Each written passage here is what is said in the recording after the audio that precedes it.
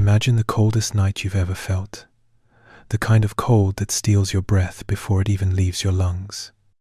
The air bites, your skin burns, and the wind feels like knives scraping against your bones.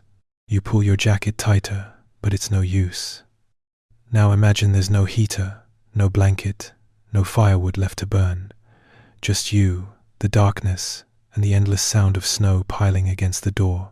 For most of us, that's a nightmare we'd never want to face. But for the Vikings, that was just another Tuesday. Night after night, they battled winters that could freeze a man solid. And yet, somehow, they survived. How did they do it? It wasn't brute strength, and it wasn't just fire. It was something far smarter, a mix of clever engineering, deep understanding of nature, and pure human resilience. These people didn't merely fight the cold, they turned it into something they could live with. They built homes that trapped warmth, slept beside living heaters with 4 legs, and wrapped themselves in layers so efficient they'd make modern hikers jealous. But survival was never just about heat. It was about creativity, strategy, and connection. Every small detail, from the way they built their houses to how they slept, ate, and even breathed, was a calculated move against the cold. Because in a world where winter could kill, warmth wasn't comfort. It was life itself. Now, let's step inside a Viking home on one of those frozen nights. The wind is howling outside, the world buried under snow. And yet, within these long wooden walls, you can hear the low rumble of life breathing, movement, warmth. At first glance, it might look chaotic. People, animals, smoke, and straw all sharing the same space. But this was no accident. This was design. The Vikings had discovered one of nature's most reliable heaters, animals. Their secret to surviving the night wasn't just the fire in the center of the room, it was the living, breathing creatures that surrounded them. A single cow can radiate as much heat as a 1,000-watt space heater. Imagine several of them standing quietly beside your sleeping bench, their breath rising like steam in the cold air. Sheep, goats, and even chickens added their share of warmth, creating a living blanket that wrapped around the entire family. Archaeologists who reconstructed Viking longhouses in Denmark found that the floors for livestock were built slightly lower than the family's sleeping area.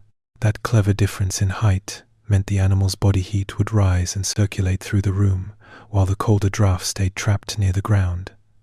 It was biology and physics working hand in hand. And this warmth wasn't just comfort, it was survival. When wood was scarce and storms lasted for weeks, every bit of heat mattered. Even horses had their role, often sleeping near the door, blocking the cold wind and serving as an early alarm if wolves or raiders came too close. Dogs curled up beside their owners, not as pets, but as tiny, loyal furnaces. If you listen carefully, you can almost hear it, the slow crackle of the fire, the soft breathing of animals, the quiet murmur of a family huddled together in the half-dark. The longhouse became a shared heartbeat, pulsing with warmth and life. It might sound wild to us now, but for the Vikings, it was simple, brilliant logic.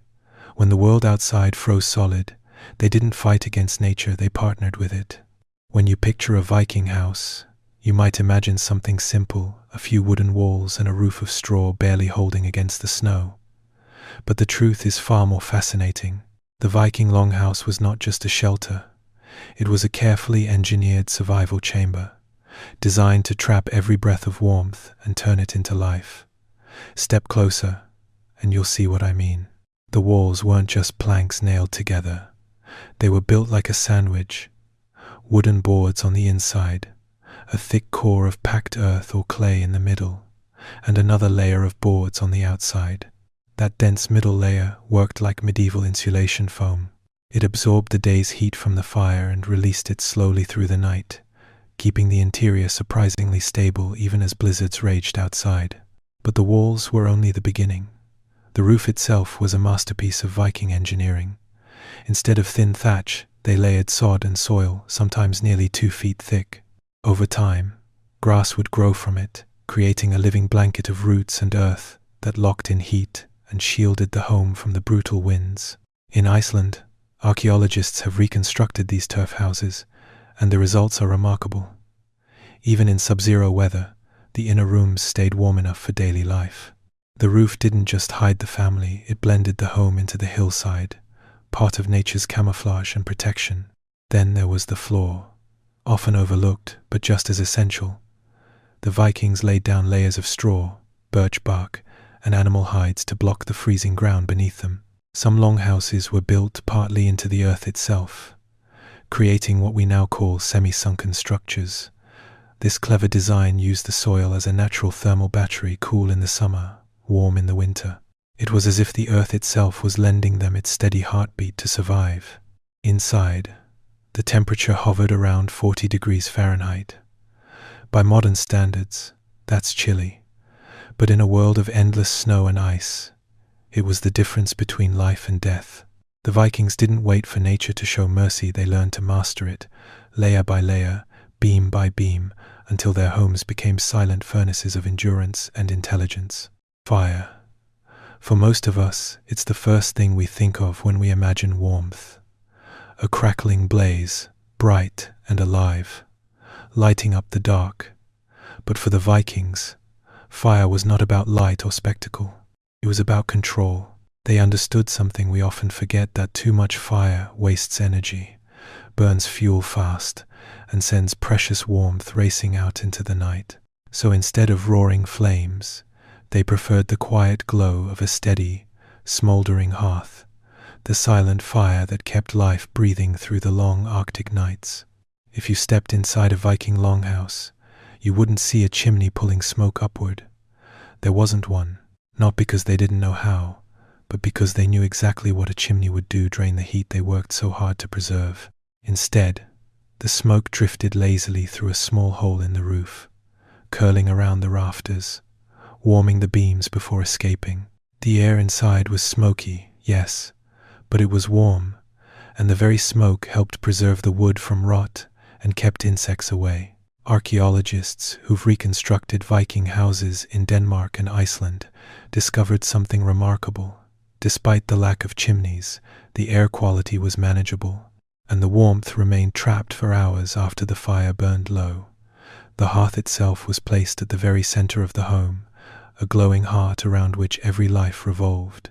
And when the flames dimmed at night, the Vikings pulled out glowing stones from the embers, wrapped them in fur or sheepskin, and slid them under their beds. These stones, heated to over 150 degrees Fahrenheit, radiated warmth until morning. Imagine falling asleep beside one of those ancient hot stones, listening to the wind outside while the earth itself kept you alive. To the Vikings, the perfect fire was not loud or wild. It was quiet, steady, and endlessly patient, a companion that asked for little and gave everything. When the fire settled into a soft glow and the house fell quiet, the real battle against the cold began, the battle for sleep. To the Vikings, sleeping wasn't simply rest, it was a strategy for survival. They knew that cold air sinks and warmth rises, so their solution was as practical as it was ingenious: sleep higher. Inside the longhouse, sleeping benches were built along the walls, raised above the icy floor where the cold air pooled. The higher you slept, the closer you were to the warm air gathering beneath the smoky roof. Archaeologists who reconstructed longhouses in Shetland discovered these wooden platforms still intact, wide enough for families to lie side by side, lined with straw, furs, and layers of birch bark to seal out the ground's chill. Some houses even had small lofts tucked under the beams, little attic-like pockets where warmth collected like invisible blankets. Climb up there on a frozen night, and you'd find the air thick with smoke and heat, a crude but effective version of modern central heating. The Vikings treated every part of the sleeping area with purpose. They stuffed straw under the beds, sometimes even stored food and firewood below to keep them from freezing solid.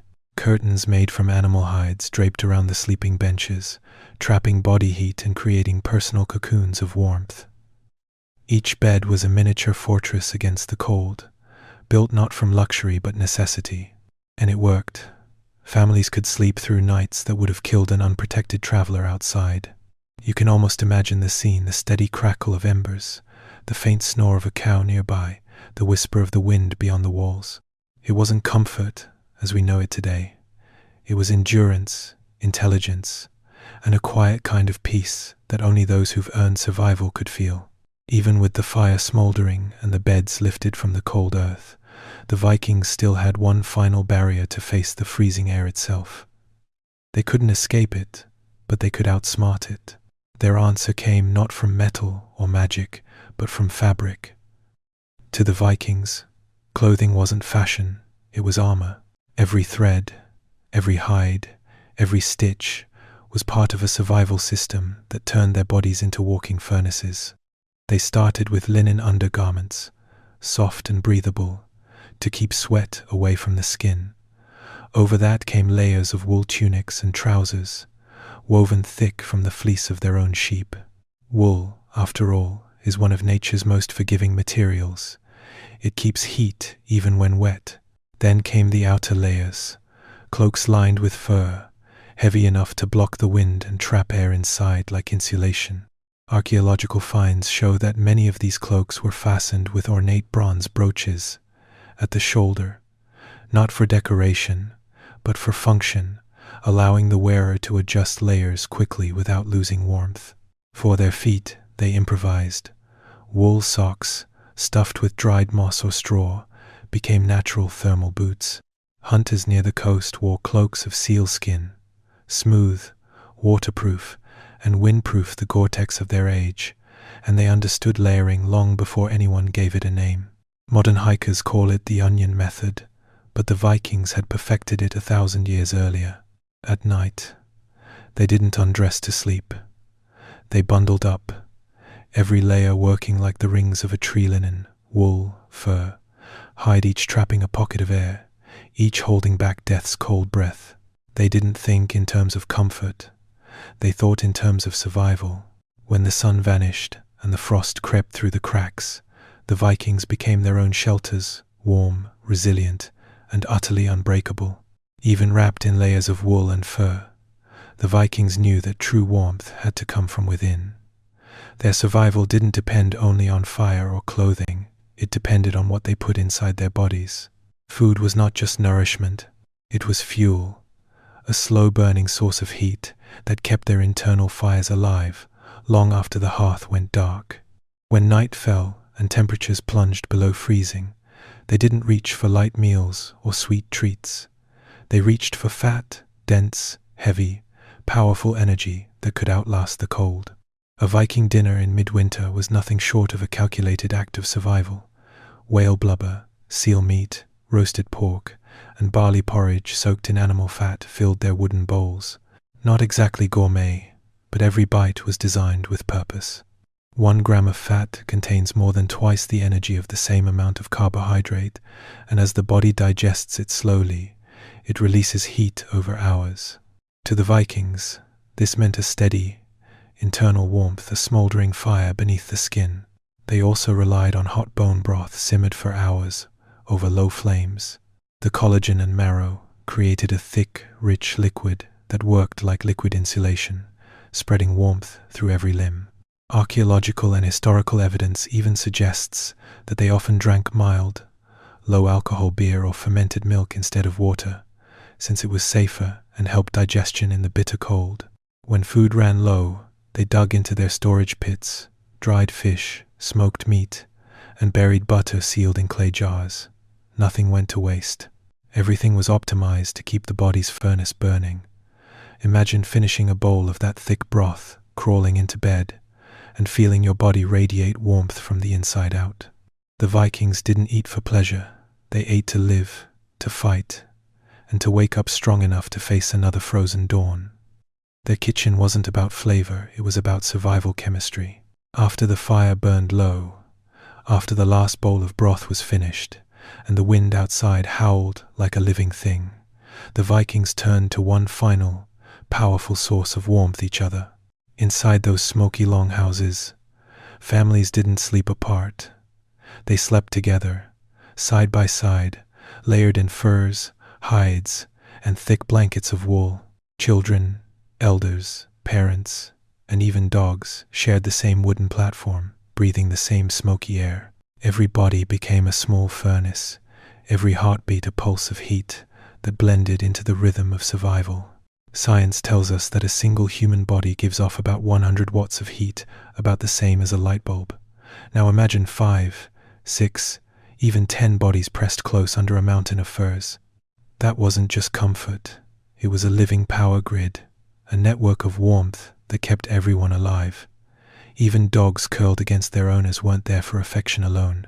They were loyal heaters, guardians who gave warmth as much as protection. In the darkness, it wasn't fire that saved them, it was connection. The Vikings understood what we sometimes forget, that warmth shared is warmth multiplied. They didn't just survive winter, they outsmarted it, heartbeat to heartbeat. And when dawn came, they rose not frozen, but reborn, bound by the shared fire of family, endurance, and the will to live. When you step back and see the full picture, it's almost impossible not to be amazed. The Vikings didn't just survive winter, they mastered it. Every detail of their lives formed part of a single, brilliant system. Their homes were insulation chambers built from earth and wood. Their animals became living heaters. Their fires burned low and steady, feeding warmth instead of wasting it. Their beds were lifted above the cold, their clothes stacked in layers of armor, their meals chosen to ignite the fire within. And at the heart of it all was human connection, the shared warmth of family, of loyalty, of life, beating together against the cold. What makes their story so powerful isn't just how they kept from freezing, but how they turned survival into art. They didn't fear the winter, they worked with it.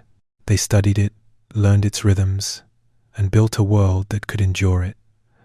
In that frozen darkness, they found not despair, but resilience. And maybe that's the lesson we're meant to remember. Warmth doesn't always come from fire or shelter. Sometimes it comes from ingenuity.